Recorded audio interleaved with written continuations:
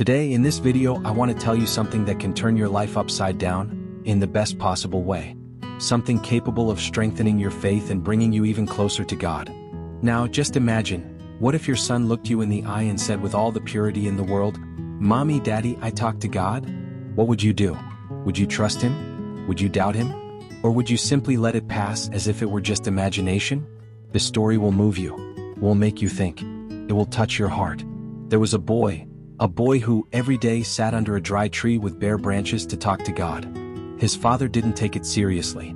His mother, in silence, prayed with a heart full of faith. But something extraordinary happened. Something that no one expected. Something that changed everything. Stay with me until the end of this video. At the end, I will reveal something that can transform your life, and maybe even the life of someone you love. But please don't leave now. Keep watching. And if you believe in the power of God, leave your like now and comment below, "I believe," just to show that your faith is alive. David leaned on his crutches as he did every day and went to that old tree. The trunk was cracked, the leaves had almost all fallen. But there, in that place, he felt at peace. He sat on the ground, looked up at the sky and began to speak. "God, I don't know if you really hear me, but my mother says you do. She always says that you hear me even when we feel alone." He took a deep breath, pressing the earth with his fingers. "I wanted to run, play, be like the other boys, but I'm not. And sometimes, God, it hurts so much." His eyes filled with tears. "My father doesn't believe in you. I think that deep down he's angry that I'm like this. But I'm not angry. I just wanted to understand." On the other side of the field, Pedro, his father, watched from afar. His heart was heavy. Seeing his son there, alone, talking to nothing, or to everything, left him confused. He sighed and went back home, where Anna was finishing putting the little food on the table. Dinner was simple, a piece of day-old bread, a handful of rice. Pedro sat down. Soon David came in. He looked tired but serene. "Come, son," said Anna with a smile full of love, pulling out the chair for him. The three of them sat down. Silence dominated the table until, suddenly, Pedro broke the silence with a sigh. "Davi, can I ask you something?" The boy looked at him, attentive. "Do you really believe in God?" Anna stopped chewing. She looked at her husband, surprised. "He rarely talked about this." "I do, Dad," David replied with the purest simplicity. Pedro ran his hand over his face, thoughtful. "Do you think that he can do something for you?" Silence fell again. David blinked, thoughtful, and then answered, "I think he already does, Dad." Pedro frowned. "What do you mean, son? You can barely walk, you can't run, you have almost nothing to eat. What did God do for you?" David smiled a little. He took the bread and carefully broke it in half. "He gave me you. He gave me Mom, who never lets food go uneaten on the table. He gave me you, who work hard every day. He gave me that tree, so I could talk to him." Pedro swallowed hard. His eyes burned, but he held back the tears. "Son, I wish I could help you so much. I wanted to see you running, playing ball with your friends. It breaks my heart." David held his father's hand firmly. "You're already helping me, Dad. Just by being here with me. Just by caring. I know God will do something. I just don't know when." Pedro lowered his head, taking a deep breath. Anna squeezed his hand affectionately. And there, in that moment, Pedro felt something different. For the first time, he wanted to believe. Even if it was just a little. That night, before going to sleep, Peter looked up at the ceiling of the dark room and whispered, "If the Lord exists, show me. Show me somehow." He didn't know, but the miracle was already underway. The next morning, before the sun even rose, Peter was already up, carrying heavy sacks of wheat to the mill. His body was tired, his hands were calloused, his mind was confused, but a seed of faith was beginning to sprout. The conversation from the night before wouldn't leave his mind. Meanwhile, David, with effort, leaned on his crutches and went once more to his tree.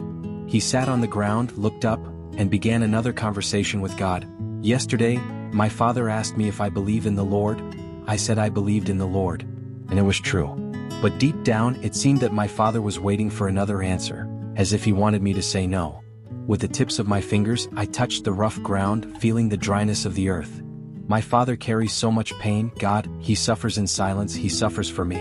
And sometimes all I wanted was for the Lord to do something for him too. I closed my eyes and let the wind caress my face. I stood there, in silence, just listening to the sound of nothing, or maybe, of everything. Later, when I got home, I found my mother carefully arranging the little we had for dinner. She looked at me with that tender look and asked sweetly, "So, my love, did you talk much today?" I smiled slightly. "Yes, Mom. I asked God to take care of Daddy." Anna sighed and caressed my face with her warm, loving fingers. "You have such a pure heart, my son." The days passed. And Pedro, my father, began to notice things that he had previously overlooked. He noticed how I smiled even though it hurt to walk. He saw Anna kneeling every night even when the table was almost empty. Something inside him was changing, slowly like the breeze that precedes a storm. But he still fought against this new feeling, hope. Until one day when I was under the dry tree, the sky changed. Dark clouds covered the blue. The wind gained strength. Pedro, coming back from work, saw me there, alone. His heart raced. The feet began to run on their own. "David," he shouted with the desperation of someone in love. I looked at him and smiled. "Father, God is here. I feel him." Pedro shivered. The wind roared around. And then, before our eyes, the impossible happened. The dry branches of the tree began to bloom. The cracks in the trunk closed, and green shoots sprouted as if life were urgently returning. Flowers were born. Fruit began to appear. The dead tree was reborn. Pedro fell to his knees, unable to believe what he was seeing. "My God," he looked at me. I was holding my crutches tightly, my eyes shining like never before. And then, something even more incredible happened. I let go of the crutches. Pedro held his breath. Carefully, I placed one foot in front of the other. At first hesitantly, then firmly, and then I ran. I ran as if I had never felt pain. Pedro put his hands on his face. Tears fell freely. "My son," I turned to him, my heart bursting with joy. "God heard me, Dad." Pedro, for the first time in his life, believed. He stood up and hugged me as if he were holding a miracle in his arms. There, under that tree that had once been a symbol of despair, a miracle happened. Not only in my body but in my father's heart. He held me tight, feeling the warmth of life being reborn. The wind was now gentle, dancing among the green leaves that had just sprouted.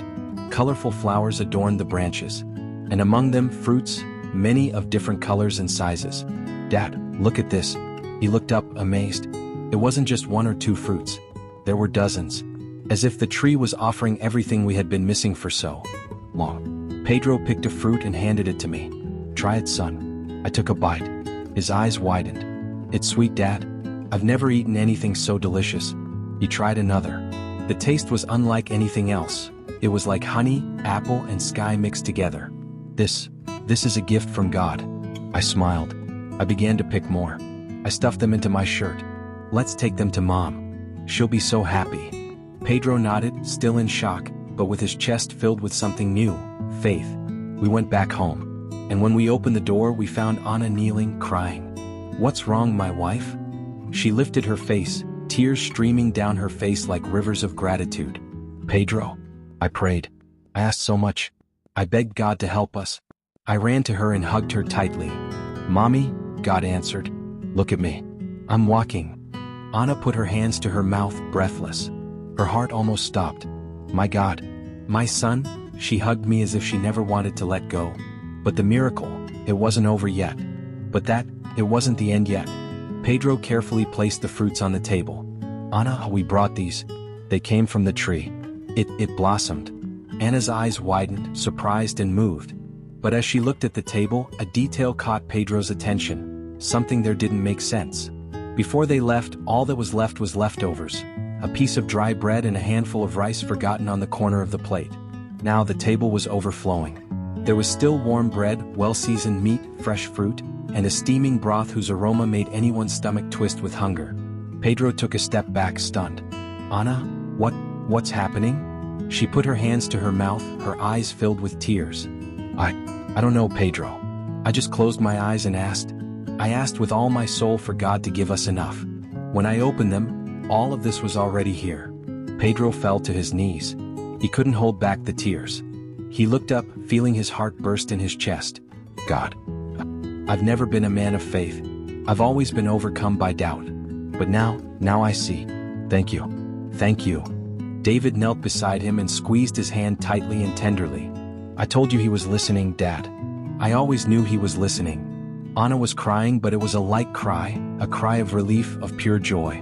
That night, the three of them sat at the table not only to satisfy their bodies' hunger, but to share the greatest food they had ever tasted, faith, the certainty that they were not alone. Now, my friend, you who are reading these words, take a deep breath. Do you feel it? Do you feel what happened here? A tree that was dead came back to life. A boy who had never walked let go of his crutches and ran. A family that barely had enough to eat found themselves in front of a table full of everything they needed most. This is not just a pretty story. This is God saying right in your ear, I see you. How many times have you felt like that dry tree? Without strength, without hope, thinking that nothing will change? Maybe you have prayed, asked for a sign and thought that He did not answer you. But He answers. Always. Maybe your pain is like Peter's, a burning desire to help someone you love but feeling helpless. Maybe you've silently cried out, God, why don't you perform a miracle in my life? And the answer, my dear, is simple. God's timing is not ours, but His promise remains. He hasn't forgotten you. If even a withered tree can bear fruit again, imagine what God can do with your life. Maybe your miracle is still on the way. Maybe it's being prepared behind the scenes in heaven, and when it comes, it will bring you to your knees just like Peter.